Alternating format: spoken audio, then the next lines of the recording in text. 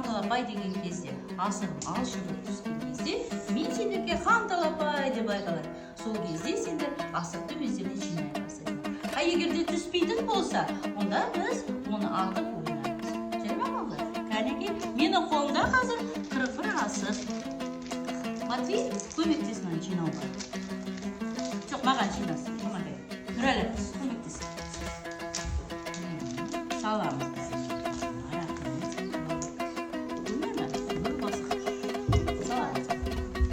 Ал, енді отырамыз, дайындаламыз.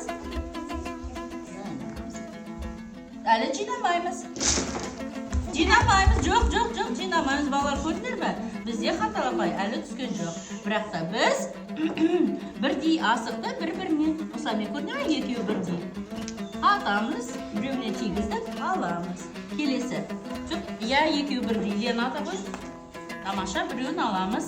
Енді Нұрәлі, жоқ Нұрәлі, бірдей асық іздейміз. Мына екеуі бірдей тұр. Атамыз. Көрме барлығына тиді. Жарайды, біреуін ала ғой. Енді Матвей. Ой, Матвей, сен таңдамадың. Ала ғой бір асықты. Келесі Рамина атады. Жақсы. Келе ғой, Аманғали. Міне екі бірдей асық. Аманғали, міне. Жарайды, ал біреуін.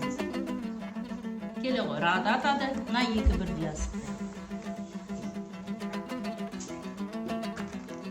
Тимеді. Бірақ та бізде шеңберден шығып кетті, е? Келесі. Балалар, отырамыз бер қалай. Тамаша ала ғой бір асықты. Осылай барлық ойында кім бірінші 30-қа жетеді?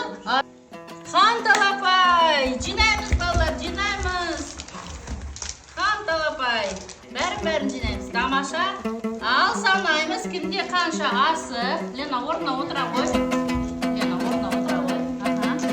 Ал санаймыз. Матвей, сенде қанша? Считай. Нұрәлі, жетеу.